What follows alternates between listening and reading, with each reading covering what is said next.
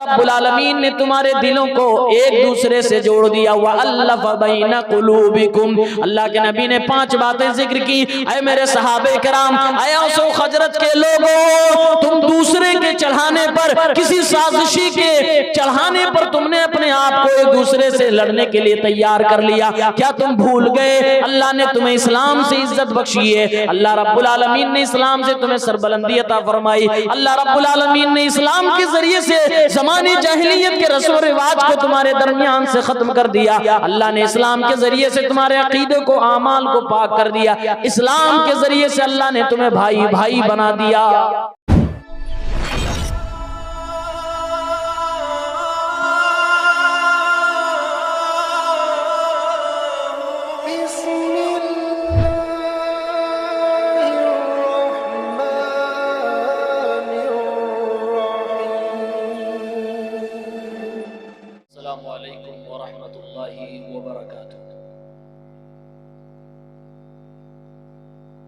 इन्नल हम्दलिल्लाह नहमदुहु व नस्तईनुहु व नस्तगफिरुहु व नऊज़ु बिल्लाहि मिन शुरूरि अनफुसिना व मिन सय्यिआति अअमालिना मन यहदिहिल्लाहु फला मुदिल्ल लहु व मन युद्लिल फला हादिय लहु व अशहदु अल्ला इलाहा इल्लल्लाहु वहदहु ला शरीका लहु वअशहदु अन्न मुहम्मदन अब्दुहु व रसूलुहु या अय्युहल्लज़ीना आमनुत्तक़ुल्लाहा हक़्क़ तुक़ातिही व ला तमूतुन्ना इल्ला व अंतुम मुस्लिमून या अय्युहन्नासुत्तक़ू रब्बकुमुल्लज़ी ख़लक़कुम मिन नफ्सिन वाहिदा व ख़लक़ मिन्हा ज़ौजहा व बस्स मिन्हुमा रिजालन कसीरन व निसाअ वत्तक़ुल्लाहल्लज़ी तसाअलून बिही वल अर्हाम इन्नल्लाहा काना अलैकुम रक़ीबा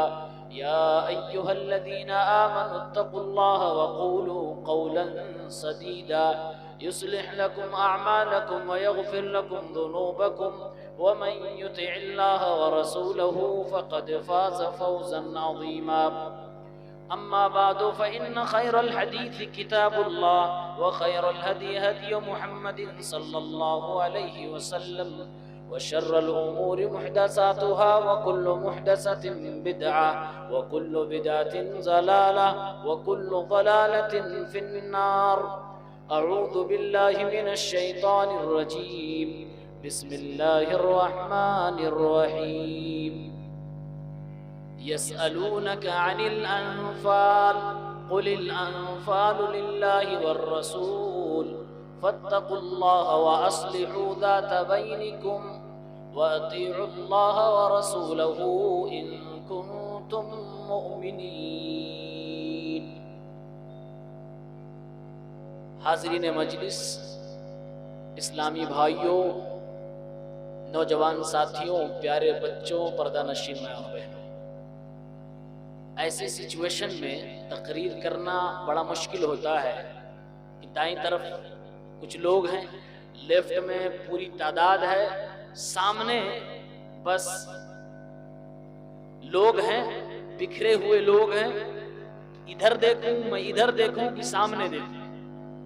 बहरहाल आप लोग जहां बैठे हैं अच्छी जगह बैठे हैं, अपनी जगह पे जम के रहिए। कुछ देर इंशाअल्लाह आपके सामने कुछ बातें रखी जाएंगी और एक बहुत ही बेहतरीन मौजू लेकर मैं हाजिर हुआ हूँ।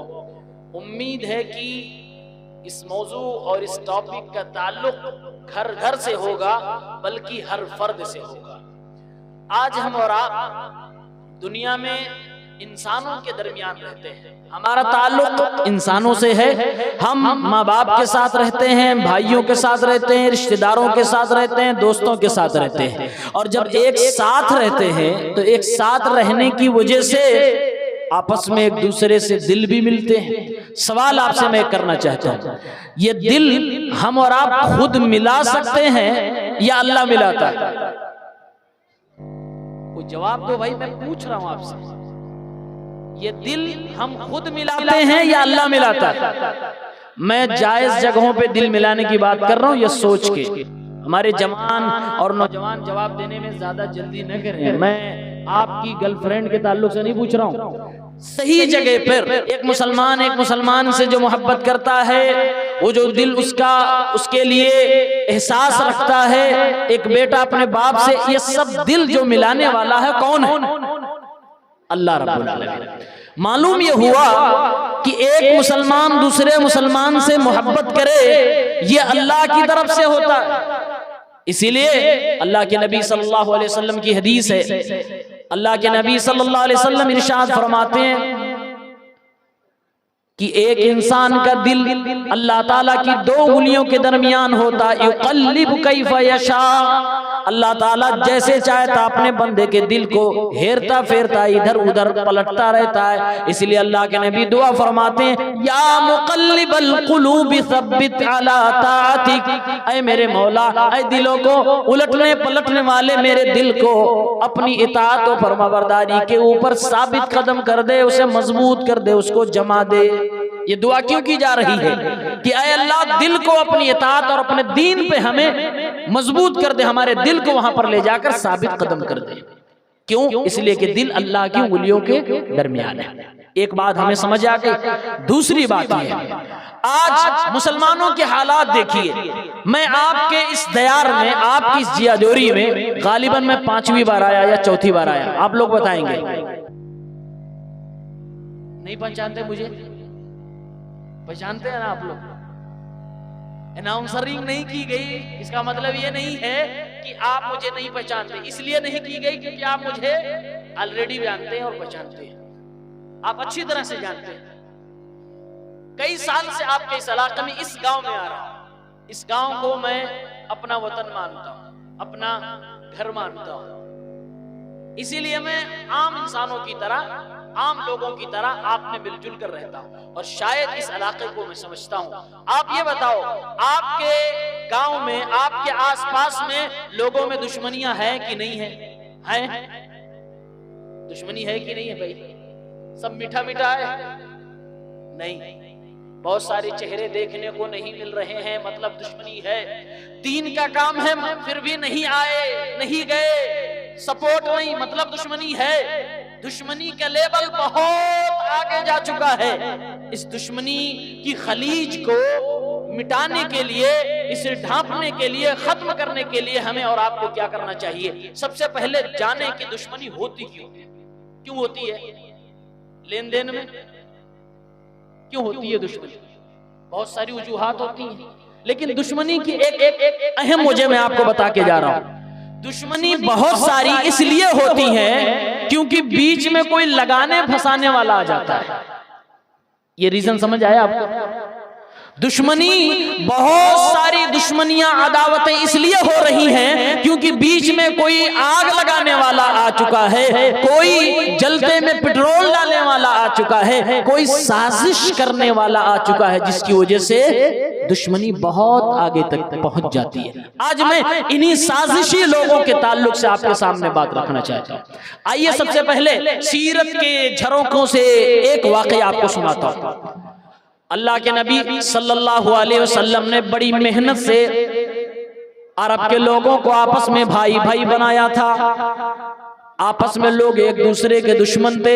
दुश्मनी का आलम यह था कि छोटी सी बात पे अगर झगड़ा हो जाए तो साल कई साल 40 साल तक वो झगड़े खानदानों में चला करते थे। बाप लड़ते लड़ते दुनिया से चला गया, आने वाली जनरेशन, आने वाली नस्ल उस झगड़े को लड़ रही थी। कुरान करीम सूरह अल इमरान की आयत नंबर 3 में अल्लाह रब्बुल, आयत नंबर 103 में अल्लाह रब्बुल आलमीन ने इरशाद फरमाया, इज़ कुंतुम आदाअन फअल्लफ़ बैन क़ुलूबिकुम फ़अस्बहतुम बिनिअमतिही इख़वाना। ऐ मेरे पैगंबर, ऐ कुरान करीम को पढ़ने वाले मुसलमानों, ऐ मुहाजिरीन, ऐ अंसार, याद करो तुम उस जमाने को जब तुम आपस में एक दूसरे के दुश्मन थे। इन कुंतुम आदाअन, इज़ कुंतुम आदाअन तुम आपस में एक दूसरे के दुश्मन थे, अल्लाह ने तुम्हारे दिलों के अंदर मोहब्बत डाल दी। मोहब्बत डालने वाला कौन? अल्लाह रब्बुल आलमीन। अल्लाह रब्बुल आलमीन एहसान जतलाते हुए फरमा रहा है, तुम्हारे दिलों को मैंने मिला दिया। फासबहतुम बिनिअमतिही इख्वाना, तो अल्लाह ताला की इस नेमत के जरिए से तुम भाई भाई बन गए। बड़ी मेहनत से अल्लाह के नबी सल्लल्लाहु अलैहि वसल्लम ने लोगों को भाई भाई बनाया। अब जो कुछ खटमल टाइप के लोग होते हैं, खटमल समझते हैं?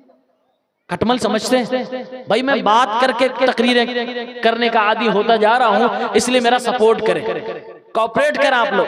खटमल समझ रहे हैं? समझ यहाँ कुछ और बोलते हैं क्या? हाँ, कुछ लोग खटमल होते हैं, कुछ लोगों को कीड़ा काटता रहता है। ये ज्यादा समझ आया होगा। जब तक वो लोग दूसरे लोगों को लड़ा न दे, उनको सुकून ही नहीं मिलता।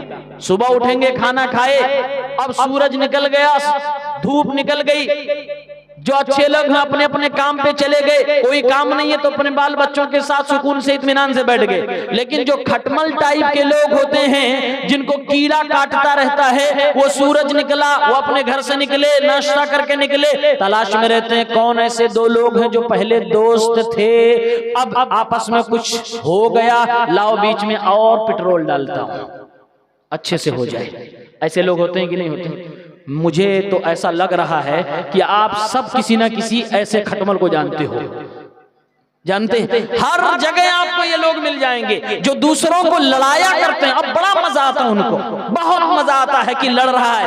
आज तो मैंने वाट लगा दी, अब देखते हैं कैसे दोस्ती इनकी चलती है, अब देखते हैं कैसे एक होटल पे चाय पीते हैं, अब देखते हैं कैसे आपस में एक दूसरे को कर्ज देते हैं, अब देखते हैं कैसे एक गांव के लोग दूसरे गांव के जलसे में जाते हैं। समझ रहे ना? समझ रहे ना? मामला बड़ा संगीन होता है। ये बीच के जो साजिशी खटमल टाइप के लोग होते हैं, मामला खराब कर देते हैं। ऐसे ही सीरत की किताब में लिखा हुआ, मदीने की जिंदगी है, सहाबे किराम एक मजलिस के अंदर बैठे हुए हैं। सहाबे किराम में दो गिरोह, एक मुहाजिरीन का, एक अंसार का। अंसारी सहाबे किराम में दो गिरोह, औस और खजरज का। ये दोनों अलग अलग कबीले थे। ज़माने जाहिलियत के दरमियान ये लोग आपस में लड़ा करते थे, आपस में इनकी लंबी लंबी लड़ाइयां चला करती थी। लेकिन इस्लाम लाने के बाद एक दूसरे के भाई बन गए थे, एक दूसरे से मोहब्बत करने लगते थे, अपना खाना अपने भाई को दे दिया करते थे। कुर्बानी देने का जज्बा उनके अंदर पैदा हो गया था। एक साजिशी इंसान, एक खटमल टाइप इंसान जब ये सब देखता है, औसो खजरत के लोग आपस में मिल गए, एक दूसरे से मोहब्बत करने लगे, उसको रहा न गया और उसको कीड़ा काटना फिर से शुरू हो गया। उसने देखा कि माहौल गर्म किया जाए, किसी तरीके से औसो खजरत के लोगों को दोबारा लड़ाया जाए। चुनांचे दोनों कबीले के लोग मौजूद हैं, वो जाकर बीच में पुरानी जंगों का तस्करा करना शुरू कर देता है, पुरानी लड़ाइयों का जिक्र करना शुरू कर देता है कि ओ खजरत के लोगों, पुराने जमाने में तुम्हारी लड़ाई औस के लोगों से हुई थी और आए औस के लोगों तुम्हारी लड़ाई इनसे हुई थी। क्या तुम्हारे बाप दादाओं ने तलवार चलाई थी? क्या तुम्हारे बाप दादाओं ने इनका कला कमा किया था? इनके ऊपर कैसा वार किया था? पुरानी जंग की बातों को जिक्र करके उन लोगों को भड़काता है। नतीजा ये होता है, इंसान होने के नाते बाप दादा का तज़किरा सुनने के बाद आपस में लड़ भिड़ते हैं और तलवारें निकाल लेते हैं। करीब था कि एक सहाबी दूसरे सहाबी की गर्दन के ऊपर तलवार चला देता। औसो खजरत के लोग अपने अपने कबीले की हमीयत और तासुब में सरबराह हो गए और निकल पड़े, अपनी तलवारों को निकाल लिया, अब लड़ने ही वाले थे। इतने में एक सहाबी अल्लाह के नबी सल्लल्लाहु अलैहि वसल्लम के पास गए। आए अल्लाह के नबी सल्लल्लाहु अलैहि वसल्लम, बड़े प्यार से आपने लोगों को भाई भाई बनाया था। आए अल्लाह के नबी, आपने बड़ी मेहनत से लोगों को एक दूसरे के लिए कुर्बानी देने वाला बनाया था। चलिए देखिए, औसो खजरत के लोग अपनी पुरानी लड़ाई को जिक्र करके आपस में एक दूसरे के गिरेबां पकड़ने को तैयार हो गए, दूसरे के ऊपर तलवार चलाने को तैयार हो गए। अल्लाह के नबी को खबर मिली कि इतनी मेहनत से मैंने लोगों को इकट्ठा किया था, भाई भाई बनाया था, और ये सब लड़ने को तैयार हो गए। भाग्य भाग्य प्यारे पैगंबर आते हैं, देखते हैं सहाबे कराम सब गुस्से में हैं, औस और खजरत के लोग गुस्से में हैं, लोगों के हाथ तलवार पर है, बस यूं तलवार निकाले कि लड़ाई शुरू हो जाए। माहौल पूरा गर्म है, लड़ाने वाला खटमल टाइप साजिशी इंसान पूरा गेम खेल के चला गया, सहाबे कराम को लड़ाने की पूरी कोशिश करके चला गया। मेरे नबी करीम सल्लल्लाहु अलैहि वसल्लम को अल्लाह ताला ने लीडरी का पूरा हुनर दिया था। आप एक काइद थे, एक रहनुमा थे, क्रिटिकल मसले में और मुश्किल से मुश्किल मसले में अल्लाह के नबी फौरन मामले को कंट्रोल कर लिया करते थे। अल्लाह के नबी सल्लल्लाहु अलैहि वसल्लम सामने आते हैं और सहाबे किराम को मुखातब करते हैं, ऐ औस व खजरज के लोगों सुनो। फरमाया अल्लाह के नबी ने, या माशरल मुस्लिमीन, ऐ मुसलमानों की जमात, अल्लाह अल्लाह को याद करो, जिस अल्लाह का कलमा पढ़ के तुम लोग आपस में एक दूसरे के भाई बन गए हो। आज उसी अल्लाह को याद करो। आज तुम्हारे हाथ तलवारों के ऊपर फिर से चले गए, अपने हाथ को अपने तलवारों से वापस खींचो। अल्लाह के नबी सल्लल्लाहु अलैहि वसल्लम फरमाते हैं, अबी दावल जाहिलियति व अना बैना अज़हुरिकुम, ऐ मेरे सहाबा, क्या फिर जाहिलियत के जमाने और जाहिलियत के वक्त को वापस ला रहे हो? क्या छोटी छोटी बातों पे फिर तुम लड़ने के लिए तैयार हो गए हो? मैं मुहम्मदुर रसूलुल्लाह तुम्हारे दरमियान मौजूद हूँ। कुरान की आयतें अभी भी नाजिल हो रही हैं, अल्लाह का रसूल तुम्हारे दरमियान मौजूद है, अल्लाह का रसूल आया है, तब तुमको हिदायत मिली है। बादान हदाकुमुल्लाहु लिल इस्लाम, अल्लाह रब्बुल आलमीन ने तुम्हें इस्लाम की हिदायत दे दी। व अकरमकुम बिही, उसी अल्लाह रब्बुल आलमीन ने इस्लाम के जरिए से तुम्हें इज्जत से नवाज दिया। वो अल्लाह रब्बुल आलमीन इस्लाम कबूल करने के बाद तुम लोगों को ज़माने जाहिलियत की बुराइयों से, उसके रस्म रिवाज से निकाल कर पाक कर दिया। वस्तनक़ज़कुम बिही मिनल कुफ्री, तुम कुफ्र की दुनिया में थे, तुम शिर्क में डूबे हुए थे, तुम बेहयाई के आला मकाम पर पहुंचे हुए थे। इस्लाम ने तुम्हें शिर्क से बचाया, इस्लाम ने तुम्हें कुफ्र से बचाया, इस्लाम ने तुम्हें बेहयाई से बचाया, इस्लाम ने तुम्हें बुराई से बचाया, तमाम तरह की गंदगियों से निकाल दिया है। अल्लाह रब्बुल आलमीन ने तुम्हारे दिलों को एक दूसरे से जोड़ दिया। व अल्लफ़ बैना कुलूबिकुम, अल्लाह के नबी ने 5 बातें जिक्र की। ऐ मेरे सहाबे किराम, ऐ औस व खजरत के लोगों, तुम दूसरे के चढ़ाने पर, किसी साजिशी के चढ़ाने पर तुमने अपने आप को एक दूसरे से लड़ने के लिए तैयार कर लिया। क्या तुम भूल गए अल्लाह ने तुम्हें इस्लाम से इज्जत बख्शी है? अल्लाह रब्बुल आलमीन ने इस्लाम से तुम्हें सरबलंदी अता फरमाई। अल्लाह रब्बुल आलमीन ने इस्लाम के जरिए से ज़माने जाहिलियत के रस्म रिवाज को तुम्हारे दरमियान से खत्म कर दिया। अल्लाह ने इस्लाम के जरिए से तुम्हारे अकीदे को, आमाल को पाक कर दिया। इस्लाम के जरिए से अल्लाह ने तुम्हें भाई भाई बना दिया, और आज फिर तुम लड़ने के लिए तैयार हो गए। प्यारे पैगंबर ने एक छोटी सी स्पीच, 1.5-2 लाइन की बात आप सल्लल्लाहु अलैहि वसल्लम ने की, सहाबे किराम के दिल मोम हो गए, उनको अपनी वो मोहब्बत याद आ गई जो इस्लाम के जरिए से मिली थी। सीरत इब्न हिशाम के हवाले से शेख सफीर रहमान रहमहुल्लाह अपनी किताब अर्रहीकुल मख्तूम में लिखते हैं कि सहाबे किराम के सामने मेरे नबी की ये बात, ये स्पीच पहुंचती है कि सहाबा की आंखों से आंसू बहने लगते हैं, और एक सहाबी दूसरे सहाबी को प्यार से फिर से गले लगाने लगता है। वही औस व खजरज के लोग एक दूसरे को गले लगाते हैं, अपनी अपनी तलवारें अपने अपने कमान में रख लेते हैं, और मामला फिर से ठंडे बस्ते में चला जाता है। यानी सारे के सारे मुसलमान फिर से भाई भाई हो जाते हैं। मेरे भाइयों, ये दिलों का मिलना और एक दूसरे से मोहब्बत करना इस्लाम की बुनियाद पर ये इतनी कीमती चीज है, इसकी कीमत आप क्या लगाओगे? मैं आपसे पूछता हूं, 2 लोग आपस में एक दूसरे से दुश्मनी रखते हैं, नफरत करते हैं, आपको ड्यूटी दे दी जाए कि आप कुछ भी करके दोनों की दोस्ती करा दो, इसकी क्या कीमत आप दे सकते हैं? करवा सकते हैं? बोलो, करवा सकते हैं? क्या कीमत आप दे सकते हैं? कुरान करीम सूरे अनफाल में अल्लाह ताला ने इसका तज़किरा किया है। अल्लाह ताला ने बयान किया, ये जो इंसान इंसान से दुश्मनी करता है, और दुश्मन ऐसा होता है कि दुश्मनी कभी खत्म नहीं होती, इंसान दरिंदा बन जाता है, हैवान बन जाता है, जानवर बन जाता है। कुरान में अल्लाह फरमाता, लौ अनफक़ता मा फिल अर्ज़ि जमीआ मा अल्लफ़्त बैन क़ुलूबिहिम वलाकिन्नल्लाह अल्लफ़ बैन क़ुलूबिहिम। कुरान में अल्लाह रब्बुल आलमीन ने इरशाद फरमाया, ऐ मेरे नबी, मैंने आपके सहाबा जो आपस में एक दूसरे के पहले दुश्मन थे, इस्लाम लाने से पहले एक दूसरे के दस्तों गिरेबा हुआ करते थे, इस्लाम लाने के बाद एक दूसरे के दोस्त बन गए, एक दूसरे से मोहब्बत कर बैठे। ये दिल की दुनिया को जो मैंने बदला है, इसको बदलने के लिए अगर जमीन और जमीन के सारे खजानों को भी आप खर्च कर देते, मा अल्लफ्ता, ऐ मेरे पैगंबर, कभी भी आप इनके दिलों में मोहब्बत नहीं डाल सकते थे। ये अल्लाह रब्बुल आलमीन ने किया है कि लोगों के दिलों में मोहब्बत डाली और एक दूसरे का भाई बना दिया है। कुरान ने ये तालीम दी। कीमत क्या कुरान ने बताई? पूरी जमीन के खजाने को मिला दिया जाए, फिर भी आप एक दिल को दूसरे दिल से नहीं मिला सकते। ये अल्लाह की तरफ से होता है। अल्लाह रब्बुल आलमीन ही इस्लाम की बुनियाद पर एक दिल को दूसरे दिल से मिलाता है। आपने देखा कैसे उस जमाने में वो खटमल टाइप का इंसान सहाबा की जमात को लड़ाने के लिए तैयार हो गया और साजिश किया, इधर से उधर से आग लगाया और मामला खराब हो गया। ऐसे लोगों को क्या कहते हैं? जुल वजहैन। हदीस के अल्फाज क्या हैं? जुल वजहैन, डबल चेहरे वाला, डबल स्टैंडर्ड रखने वाला। आपकी भाषा में क्या बोलते हैं? जो आदमी इधर भी मिला हो उधर भी मिला हो, जुल वजहैन क्या बोलते उसको? हाँ, दल बदलू। वाह। और क्या बोलते हैं?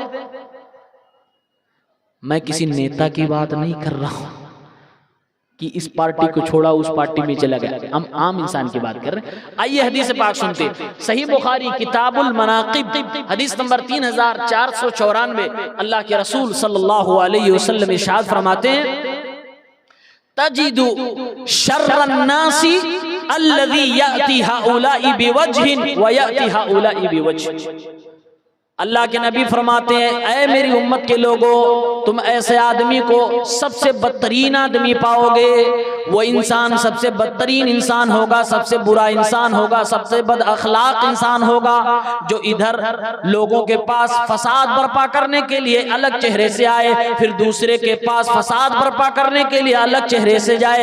है तो इंसान एक ही, लेकिन नीयत उसकी गड़बड़ है। वो दो लोगों को लड़ाना चाहता है, दो गांव के लोगों को लड़ाना चाहता है, दो कौम के लोगों को लड़ाना चाहता है, दो दोस्तों में दुश्मनी कराना चाहता है। अल्लाह के नबी फरमाते हैं, इधर जाता है तो उधर की बात बतला रहा है, इधर जाएगा तो उधर की बात बतलाएगा। तजिदुआ शर्रन्नासी, ये लोगों में सबसे बदतरीन इंसान है। और ऐसे के बारे में मेरे नबी ने एक दूसरी हदीस के अंदर इरशाद फरमाया, सुनन अबू दाऊद किताबुल अदब की रिवायत है, 4873 नंबर की रिवायत है। अल्लाह के नबी सल्लल्लाहु अलैहि वसल्लम फरमाते हैं, जिस इंसान का चेहरा दो होगा, जिस इंसान के पास ये किरदार हो कि वो डबल चेहरे वाला हो, दल बदल करने वाला हो, इधर जाए तो दूसरी शक्ल में बात करे, दूसरे अंदाज में बात करे, उधर जाए तो दूसरे अंदाज में बात करे, दोनों को आपस में लड़ाने का काम करे, जलती हुई आग में पेट्रोल डालने का काम करे। अल्लाह के नबी सल्लल्लाहु अलैहि वसल्लम फरमाते हैं, कयामत के दिन आग की दो ज़बानें ऐसे इंसान की होंगी। क्या सजा बताई गई? आग की दो जबान किसकी होगी? जो दो लोगों को लड़ाता है, जिसको मैं खटमल बोल रहा हूं, जिसको मैं वो इंसान बोल रहा हूं जिसको हमेशा कीड़ा काटता रहता है जब तक दो लोगों को लड़ा नहीं देता है। एक दिलचस्प बात मैं आपको बताता हूं। एक बार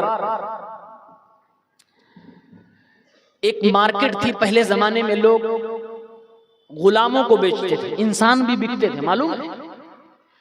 एक आदमी अपना गुलाम बेचने के लिए लेकर गया, बोला कि मैं यश्तरी हादल गुलाम, मेरे इस गुलाम को, मेरे इस नौकर चाकर को कौन खरीदेगा?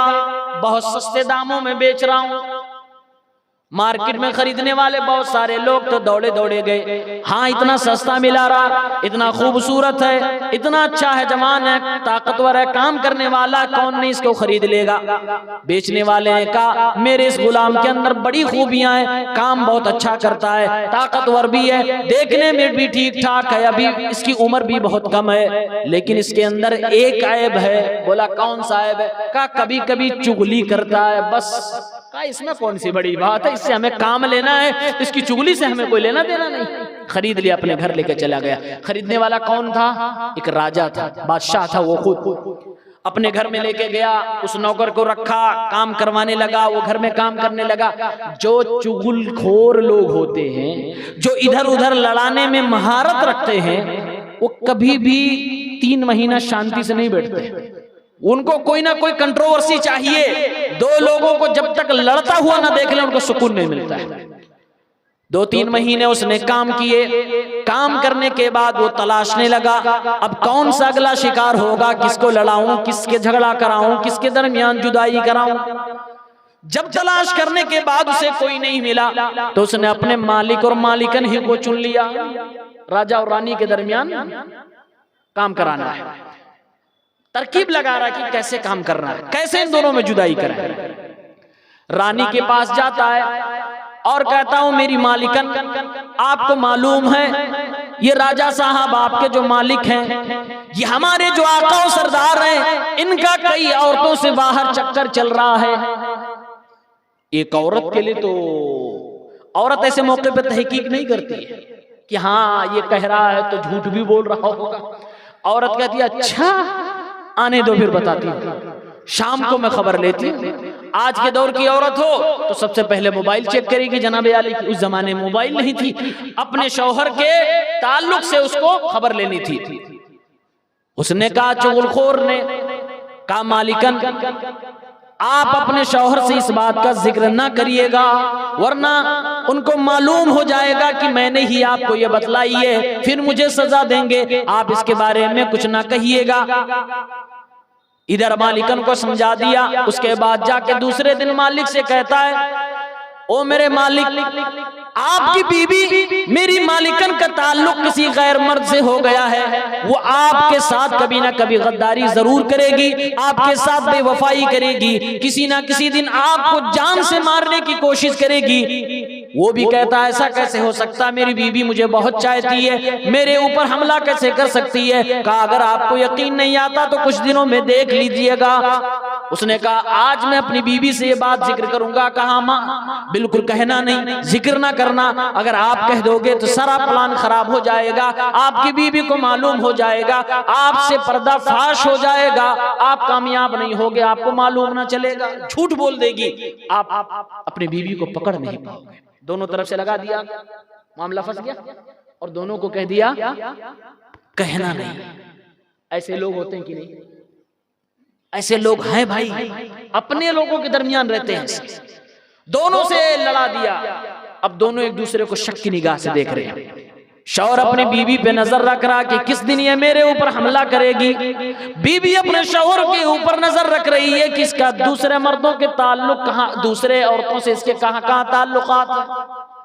कुछ दिन और गुजरते हैं, फिर जाकर मालिकन से कहता है, ओ मालिकन, जो मैंने बात कही थी वो बात सही है कि गलत है? वो कहने लगी, हमें तो कोई निशानी नहीं दिख रही है, बहुत दिनों से मैं नजर रखे हुए हूँ, लेकिन मुझे ऐसा कोई सबूत नहीं मिला जिसमें तुम्हारी बात की सच्चाई का पता लगे। कहा, मेरी मालिकन, आपको यकीन नहीं आ रहा है, मेरी एक बात मान लीजिए, अगर आप चाहती हैं कि आपका शौहर सिर्फ आपका रहे, किसी और औरत की तरफ ना जाए, तो अपने शौहर के दाढ़ी के कुछ बाल को काट लीजिए और काट कर मुझे दीजिए, फिर मैं बताऊंगा इलाज।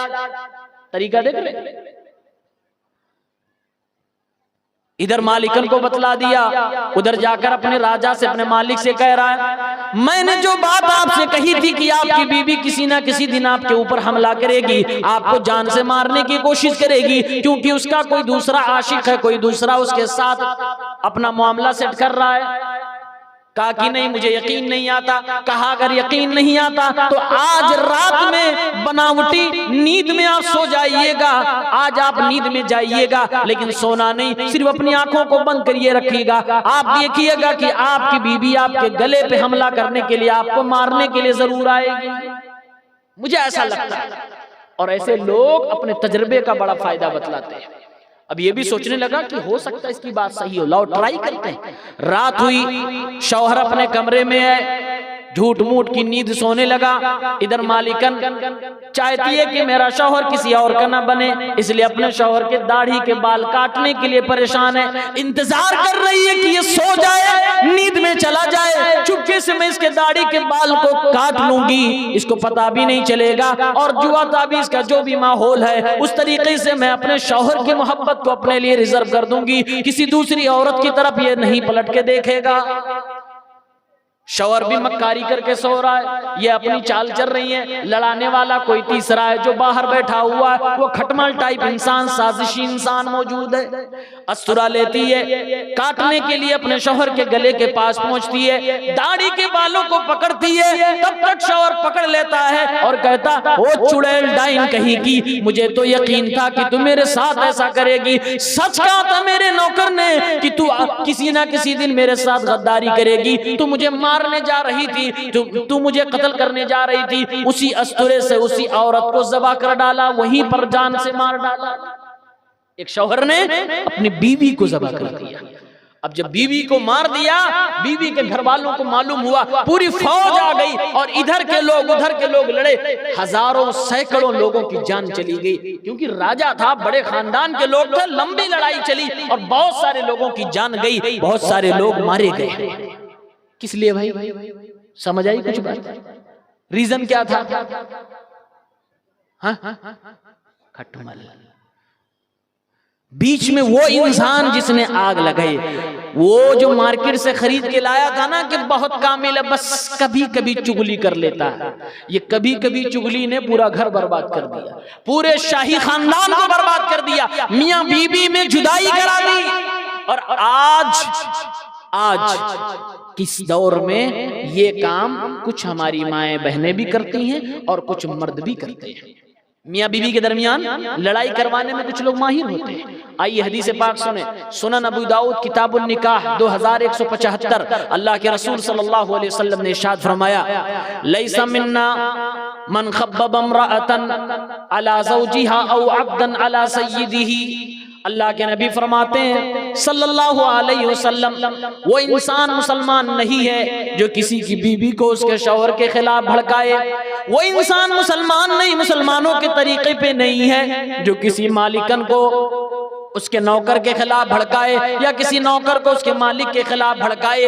दोनों के दरमियान जो जुदाई करवाने की कोशिश करे, लैसा मिन्ना, वो मुसलमानों के तरीके पे नहीं है, वो ईमान वालों के तरीके पे नहीं है। कितनी सख्त वईद आई है, अल्लाह के नबी सल्लल्लाहु अलैहि वसल्लम ने मना फरमाया। और आज हमारे गांव कबीले का हाल देख लीजिए, दो लोग अगर एक दूसरे के साथ अच्छे से रह रहे हैं, तीसरे को बर्दाश्त नहीं हो रहा, जुदाई करवाने की कोशिश कर रहा है। मियाँ बीवी एक दूसरे के साथ खुशी खुशी रह रहे हैं, घर के लोग ही जुदाई करवाने की कोशिश में लगे रहते हैं। घर के लोग ही मियां बीवी के दरमियान जुदाई करवाना चाहते हैं, भाई भाई के दरमियान जुदाई करवाना चाहते हैं, और इसके लिए लोग पूरी कोशिश करते हैं, पूरी एड़ी से चोटी लगा देते हैं कि किसी भी तरीके से इनके दरमियान दुश्मनी हो जानी चाहिए, हालात खराब हो जाने चाहिए, दोनों का अलग हो जाना चाहिए।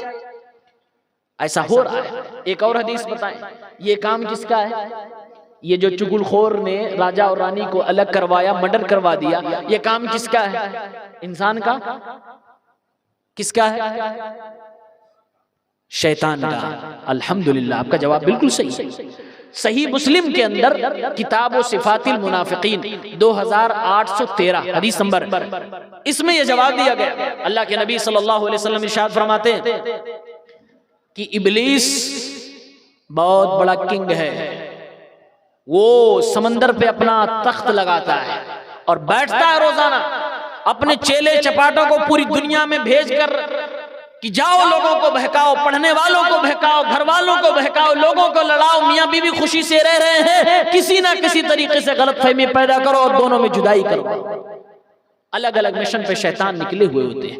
अल्लाह के नबी फरमाते हैं सल्लल्लाहु अलैहि वसल्लम, इब्लीस अपने तख्त पे विराजमान होता है, चेले चपाटे पूरी दुनिया में इब्लीस का काम करने के बाद शाम को इब्लीस के पास वापस जाते हैं और अपना अपना कारनामा बतलाते हैं। आए मेरे आका, आज मैं ये काम करके आया हूँ, आज मैंने फलां को नमाज पढ़ने से रोक दिया, आज मैंने फलां को ये गुनाह करवा दिया, आज मैंने फलां घर के अंदर बेचैनी बेसुकूनी को बर्पा कर दिया, किया, आज मैंने दो मियाँ बीबी को आपस में लड़ा दिया। हदीस के अल्फाज हैं, एक शैतान आता है और इब्लीस से कहता है मा तरक्तुहु हत्ता फरक्तु बैनहु व बैन इम्रातिही।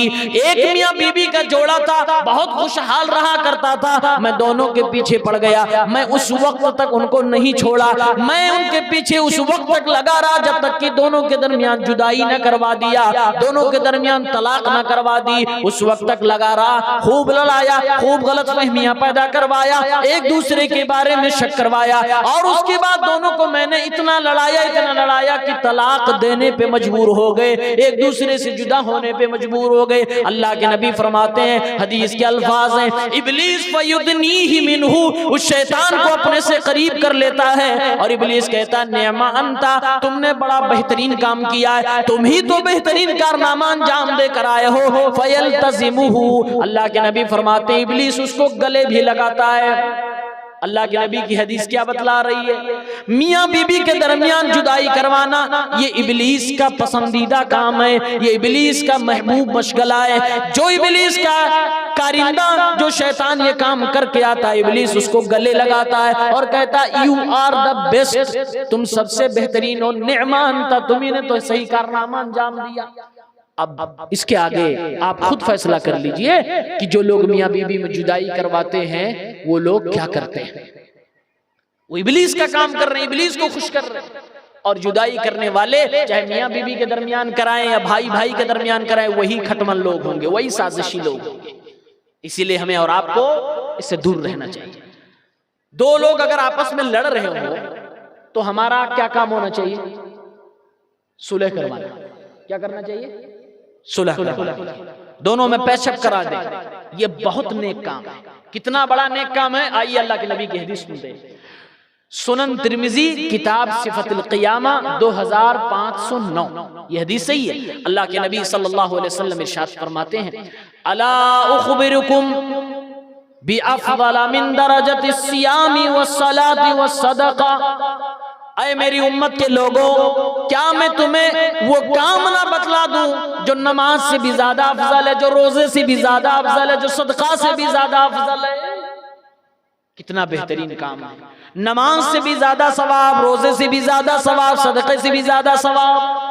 कालू बला या रसूल अल्लाह, ऐ अल्लाह के नबी सल्लल्लाहु अलैहि वसल्लम जरूर बताइए। अल्लाह के नबी सल्लल्लाहु अलैहि वसल्लम फरमाते हैं, सलाहु ज़ातिल बैन, दो लोग आपस में लड़ रहे हैं, दो घर के लोग आपस में लड़ रहे हैं, दो खानदान के लोग आपस में लड़ रहे हैं, दो गांव के लोग आपस में लड़ रहे हैं, दो कबीले के लोग आपस में लड़ रहे हैं, दो बस्ती के लोग आपस में लड़ रहे हैं, दो मियाँ बीबी आपस में लड़ रहे हैं, दो भाई आपस में लड़ रहे हैं। जो लोग भी आपस में लड़ रहे हैं तुम उन दोनों के दरमियान सुलह करवा दो। ये इतना बड़ा नेक काम है। मेरे नबी फरमाते हैं नमाज से भी ज्यादा बड़ा सवाब है, ज़कात से भी ज्यादा सवाब, सदक़े से भी ज्यादा सवाब। और अगर किसी ने ऐसा किया कि दो लोग आपस में लड़ रहे थे और बीच में जाकर खटमल बन के उसके अंदर आग लगाने की कोशिश करता है या जलती हुई आग में पेट्रोल डालने की कोशिश करता है, मजीद दुश्मनी बढ़ाने का काम करता है, अल्लाह के नबी सल्लल्लाहु अलैहि वसल्लम फरमाते हैं वह फसाद ज़ातिल बैनिही अल हालिका, दो लोगों के दरमियान फसाद बर्पा करना,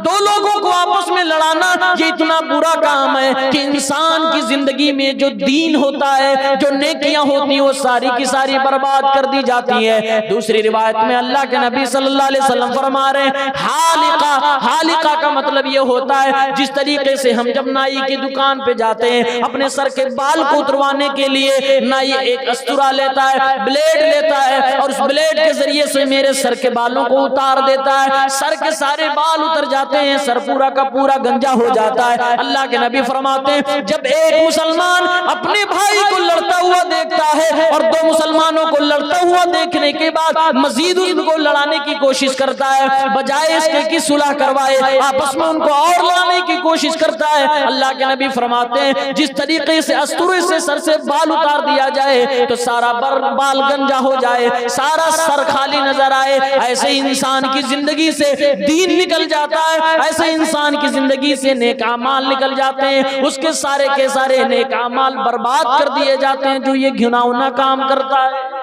कितना बुरा काम, बहुत बुरा काम।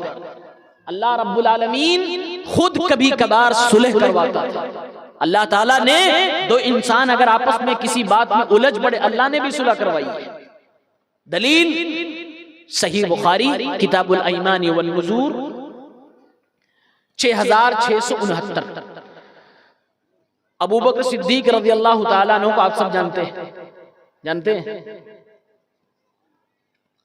जानते हैं। मोटी मोटी बातों पे बोला करिए, वरना ऐसा लगेगा कि रोजाना 20 आलिम को सुनने वाली कौम इतनी जाहिल कैसे हो जाएगी। अबू बकर सिद्दीक रज़ियल्लाहु अन्हु का नाम न जाने। हजरत अबू बकर सिद्दीक रज़ियल्लाहु ताला अन्हु तमाम नबियों के बाद सबसे अफजल इंसान। इनकी बेटी हजरत आयशा रज़ियल्लाहु ताला अन्हा अल्लाह के नबी की बीवी हैं। हजरत आयशा रज़ियल्लाहु ताला अन्हा पर इल्जाम लगाया गया ज़िना का, बदकारी का इल्जाम लगाया गया। लगाया किसने? मुनाफिकीन ने लगाया, रईसुल मुनाफिकीन ने लगाया। एक अफवाह फैला दी गई, अल्लाह के नबी की बीबी हजरत अबू बकर की बेटी का किरदार सही नहीं। वो लोगों मदीने की गलियों में लोग बातें करने लगे, हजरत आयशा के किरदार पर गुफ्तगू होने लगी। इस अफवाह के शिकार कुछ सहाबे किराम भी बन गए, जिसमें से एक हजरत अबू बकर के रिश्तेदार हजरत मिस्ताह इब्न असासा रज़ियल्लाहु ताला अन्हु भी थे। ये अल्लाह के नबी की प्यारे सहाबी हैं, मुहाजिर हैं। लेकिन हजरत अबू बकर सिद्दीक रज़ियल्लाहु ताला अन्हु की बेटी अम्मा आयशा रज़ियल्लाहु ताला अन्हा के किरदार पर जो अफवाह फैली थी, उस अफवाह के बारे में ये भी शक में आ गए थे और ये भी उसमें कहीं ना कहीं हाँ में हाँ मिलाने लगे थे। हजरत अबू बकर सिद्दीक को जब मालूम हुआ मेरी बेटी सिद्दीक़ा आयशा रज़ियल्लाहु ताला अन्हा पर जो घिनौना इल्जाम लगाया गया, ये मेरा रिश्तेदार मिस्ताह इब्न असासा भी इसमें शामिल है, ये भी इसको सच मानने लगा है। हजरत अबू बकर सिद्दीक रज़ियल्लाहु ताला अन्हु हजरत मिस्ताह को गरीब होने की वजह से माहाना खर्च दिया करते थे, अनाज दिया करते थे, गल्ले दिया करते थे, उनको खर्चे के लिए मालो दौलत दिया करते थे। जब मालूम होता है हजरत अबू बकर सिद्दीक कसम खाने लगते हैं, अल्लाह रब्बुल आलमीन की कसम है, मैं आज के बाद से अपनी बेटी के ऊपर इल्जाम लगाने वाले, अपनी बेटी के ऊपर इल्जाम लगाने वालों का साथ देने वाले मिस्ता को एक कौड़ी भी न दूंगा, कुछ भी उसके ऊपर खर्च ना करूंगा, मैं अल्लाह की कसम खाता हूं। एक सहाबी अबू बकर सिद्दीक, एक सहाबी हजरत मिस्ता, दोनों में फंस गया। कसम खा ली अबू बकर सिद्दीक ने कि अब नहीं दूंगा कुछ। कुरान करीम सूरे नूर की आयत नंबर 22 नाजिल हो गई।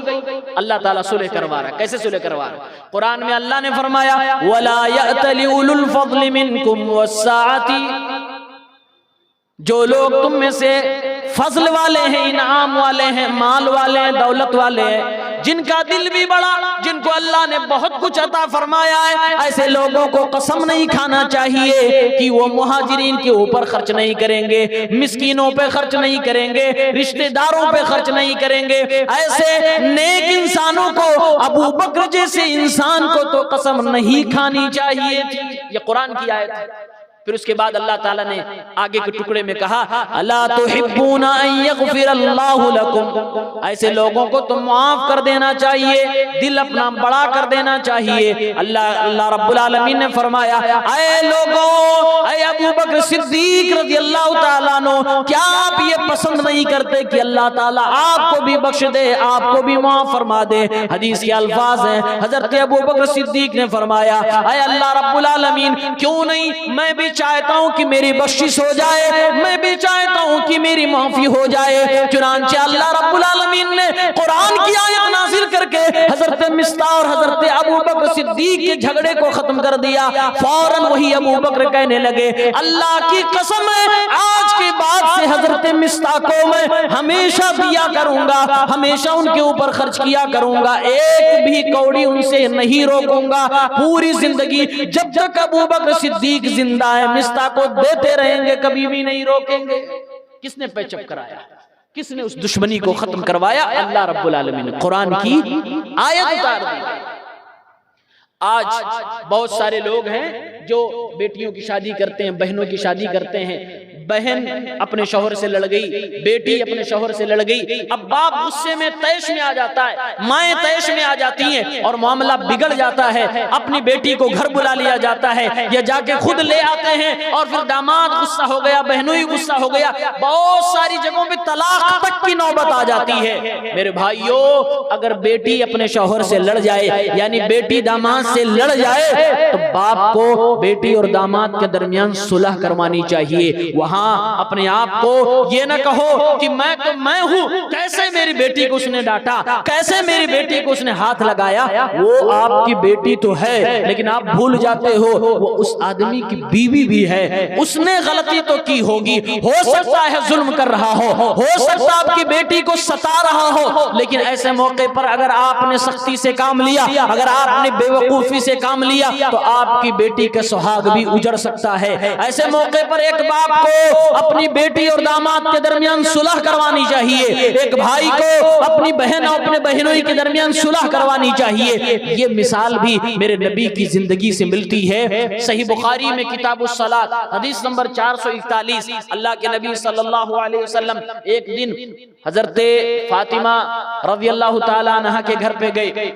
दोपहर का वक्त है, दोपहर का वक्त है, मदीने की धूप है, मदीने में ठंडी भी बहुत सख्त होती है और गर्मी भी बड़ी सख्त होती है। आपको यकीन ना आए, आप ही का एक बेहतरीन सपूत, एक आलिम और फाजिल, बहुत ही मेहनती तालिब इल्म, हमारे दोस्त बिरादरम दिलदार भाई अलमदनी, उनसे पूछ लीजिए, वो मदीने में 4 साल जिंदगी गुजार के आए हैं। मेरे भाइयों, वहाँ की गर्मी भी बड़ी सख्त है, वहाँ की ठंडी भी बड़ी सख्त है, दोपहर का वक्त है, गर्मी का वक्त है। अल्लाह के नबी हजरत फातिमा रज़ी अल्लाह ताला अन्हा के कमरे में जाते हैं, अपनी बेटी के घर पे हालचाल लेने के लिए जाते हैं। मेरे पैगंबर जब अपनी बेटी फातिमा ज़हरा के घर पे गए, अल्लाह के नबी सल्लल्लाहु अलैहि वसल्लम देखते हैं कि मेरी बेटी अकेले, घर में हमेशा अली मिला करते थे, आज अल्लाह के नबी गए हैं अपनी बेटी के घर पे तो दामाद मौजूद ही नहीं। अल्लाह के नबी ने फरमाया, ऐ मेरी बेटी फातिमा, आईना इब्नु अम्मिक, ये आपका शौहर, ये हजरत अली रज़ी अल्लाह ताला अन्हु कहाँ चले गए।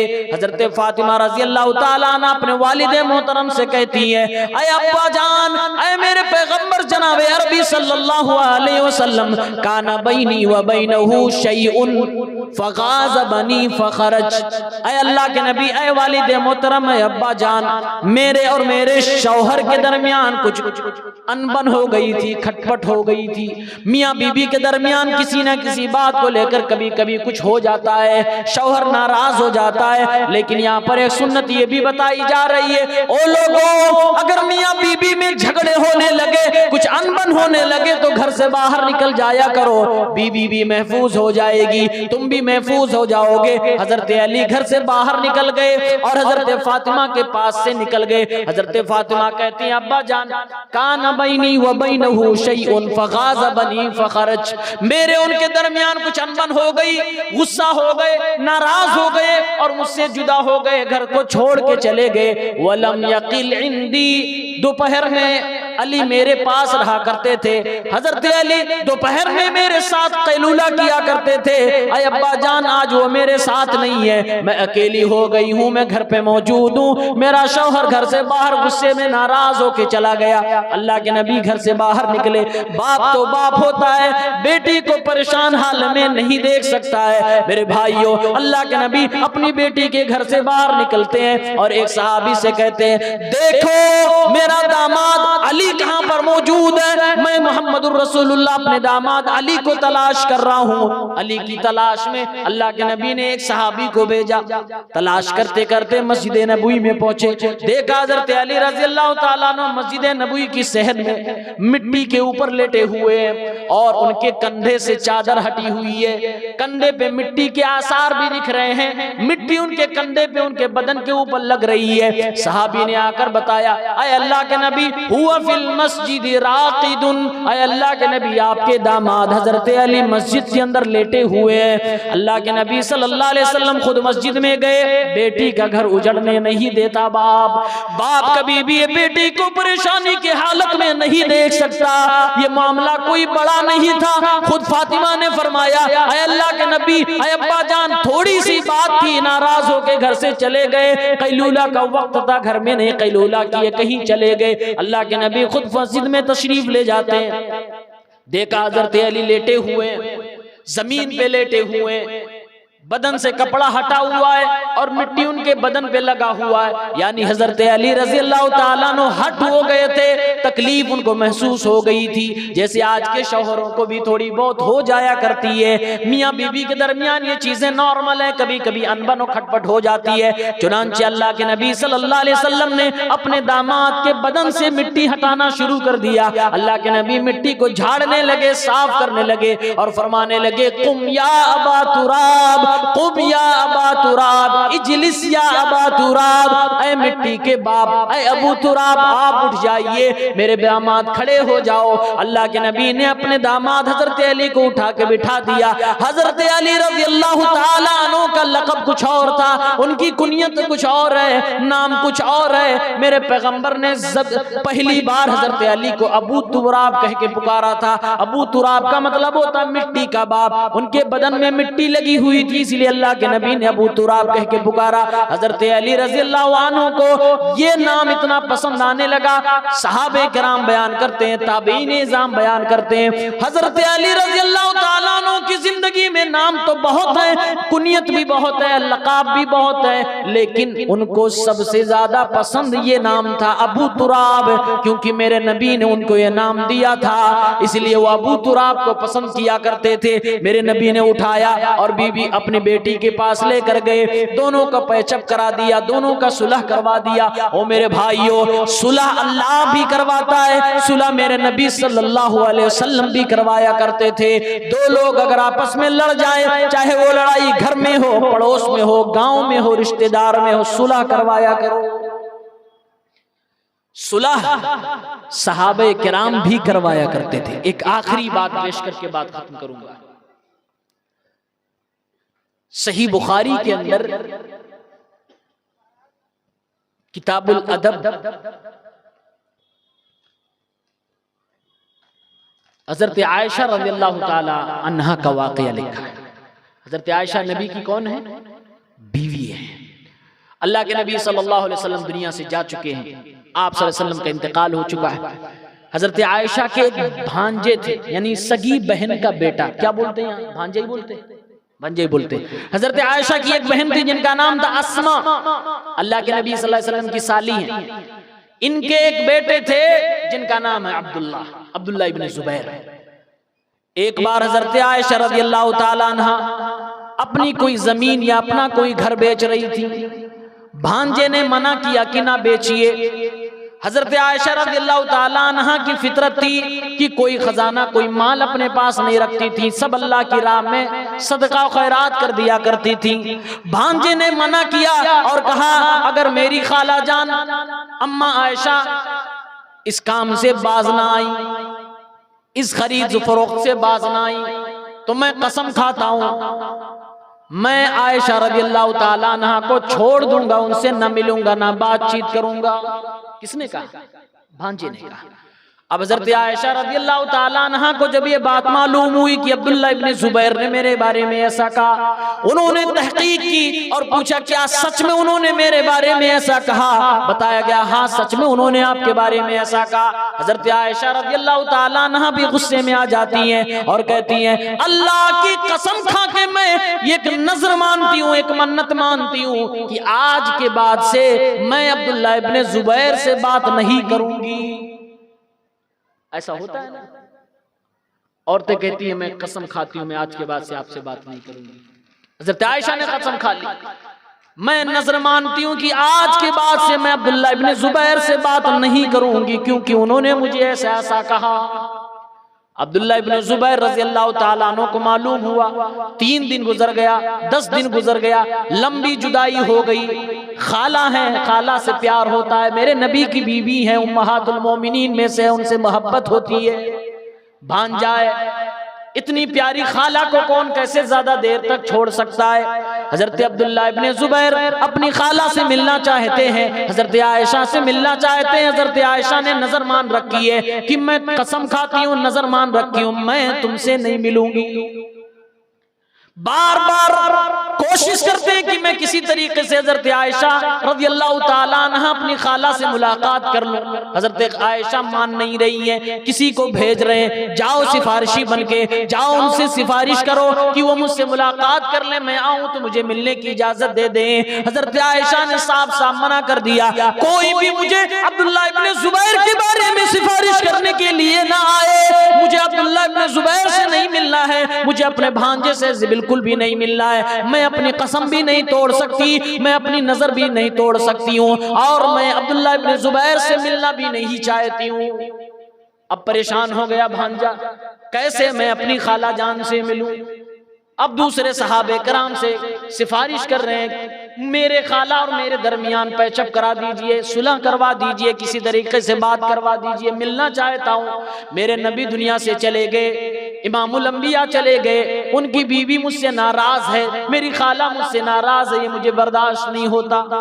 हजरत मिसवर इब्ने मखरमा के पास गए, हजरत अब्दुर्रहमान इब्ने असवद के पास गए। ये दोनों सहाबी बनु ज़ोहरा कबीले के थे, उस खानदान से ताल्लुक रखते थे जिनका हजरत आयशा के खानदान से ताल्लुक था, यानी हजरत आयशा रज़ियल्लाहु ताला अन्हा के रिश्तेदारों में से थे, मेरे नबी सल्लल्लाहु अलैहि वसल्लम के रिश्तेदारों में से थे। हजरत अब्दुल्लाह इब्ने जुबैर उनके पास जाते हैं और कहते हैं, किसी भी तरीके से हजरत आयशा रज़ियल्लाहु ताला अन्हा के पास मुझे ले चलो।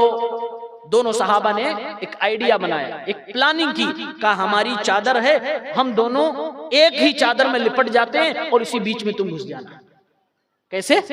दो लोग हैं, मिसवर इब्ने मखरमा और अब्दुर्रहमान इब्ने असवद, दोनों लोग एक ही चादर में लिपटे हुए और बीच में हजरत अब्दुल्लाह इब्ने जुबैर को घुसेड़ दिया कि दिखाई ना दे।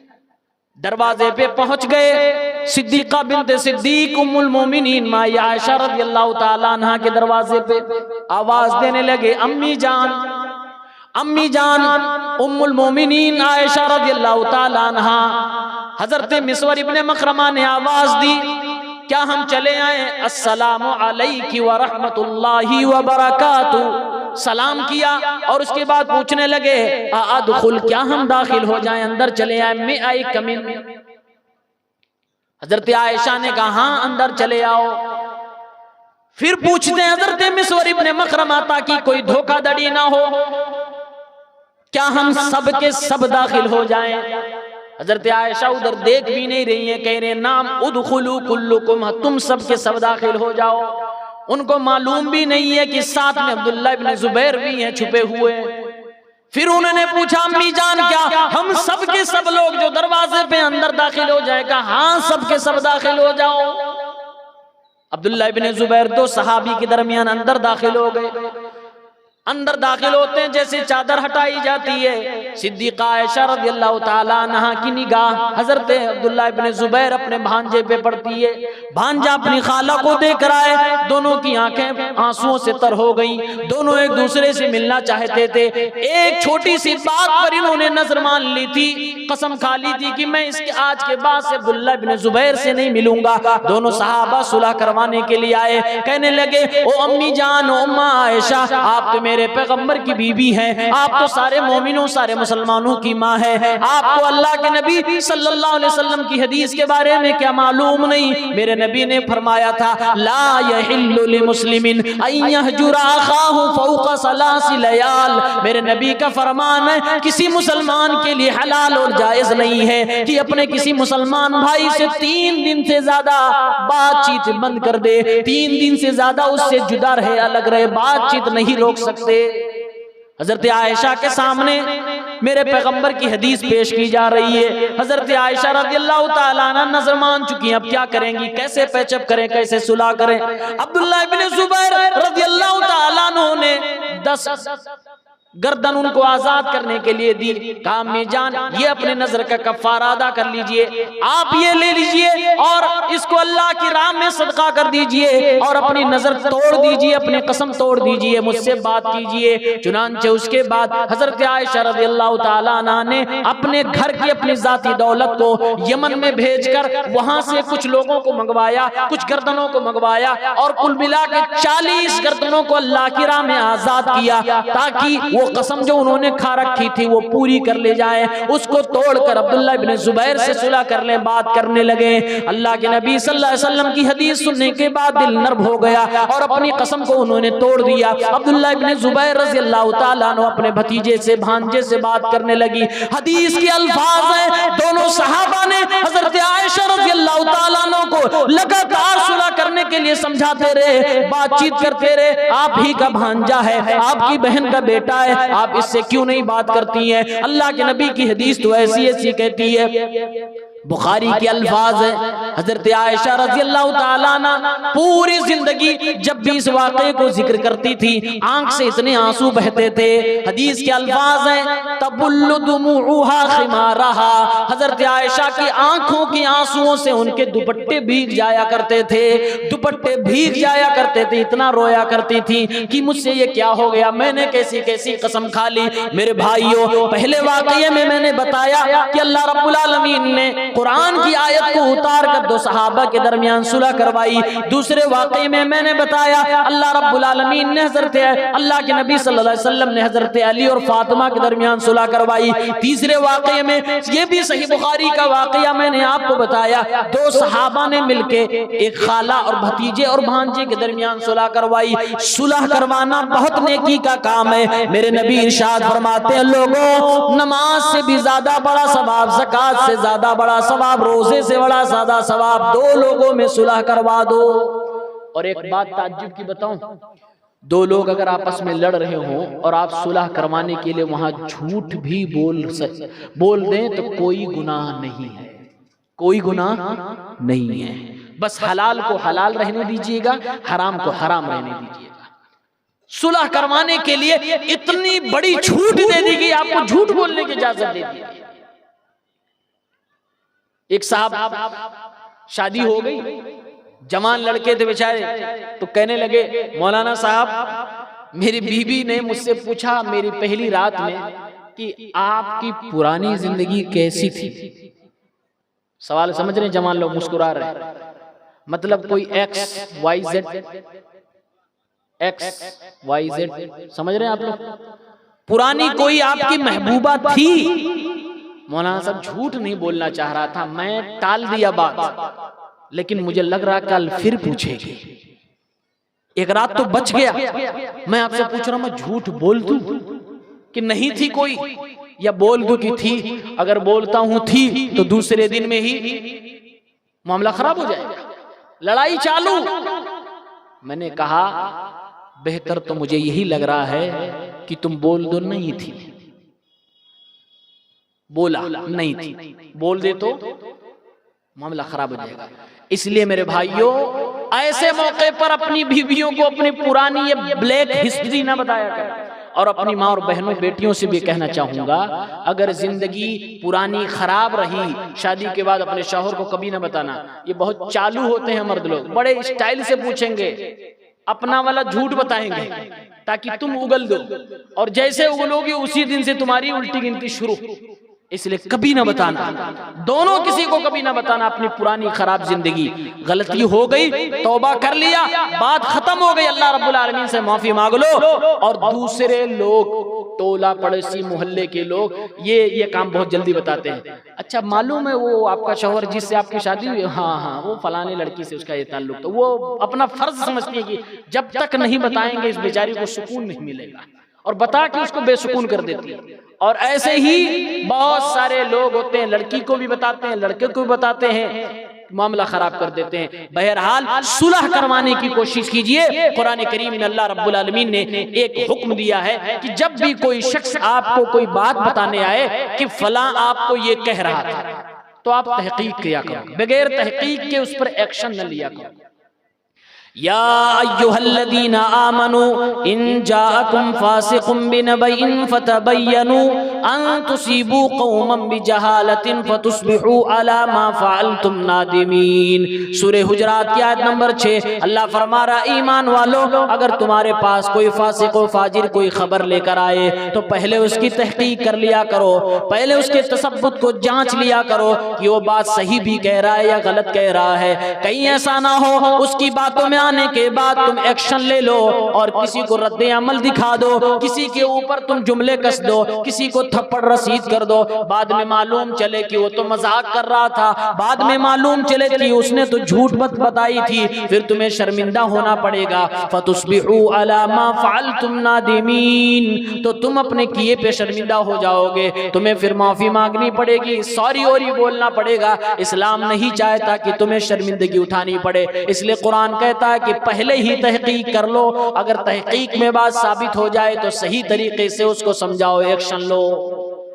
इस तरीके से अगर किया जाए तो मामलात बन सकते हैं। मेरे भाइयों, मैं माजरत खा हूँ, मेरा वक्त तो खत्म हो गया है, अभी मुझे फौरन सफर करना है। कल पटना से फ्लाइट पकड़ के मुझे गोवा जाना है, वहां से हमें कर्नाटक में मेरा प्रोग्राम है, इसलिए मैं इन्हीं चंद बातों पर अपनी तकरीर खत्म कर रहा हूँ। मेरे ख्याल से मेरा एक मैसेज आप तक पहुंच गया है कि खटमल न बनिए, लोगों को आपस में न लड़ाइए, अगर दो लोग लड़ रहे हैं तो दोस्ती कराने की कोशिश कीजिए। दिलों में मोहब्बत अल्लाह डालता है, इसलिए उस मोहब्बत को पाने के लिए दुआ कीजिए, अल्लाह रब्बुल आलमीन से सवाल कीजिए। लोगों को आपस में न लड़ाइए, लोगों को आपस में जोड़ने की कोशिश कीजिए, सब मिलजुल कर रहिए, पूरे इलाके के लोग, सारे गांव के लोग, और अल्लाह रब्बुल आलमीन से दुआ करते रहिए, दीन और ईमान की बातों को सुनते रहिए, अमल करते रहिए। अल्लाह ताला हम सबको नेक अमल करने की तौफीक इनायत फरमाए। हर किसी को अल्लाह रब्बुल आलमीन तौफीक दे कि आने वाले रमजान में मुकम्मल रोजे रख सके, नमाजों का, तरावीह का एहतमाम कर सके। इलाहुल आलमीन हम सब के खताओं को, गुनाहों को, लग़्ज़िशों को माफ़ फरमा दे। अल्लाह कही गई सारी बातों पे हमें अमल करने की तौफीक इनायत फरमा। इलाहुल आलमीन जो गलतियां हो उसको माफ़ फरमा दे। या रब्बल आलमीन हम सब की खताओं को माफ़ फरमा। रब्बना तक़ब्बल मिन्ना इन्नका अंतस समीउल अलीम व तुब अलैना इन्नका अंतत तव्वाबुर रहीम। अस्सलामु अलैकुम व रहमतुल्लाहि व बरकातुहू।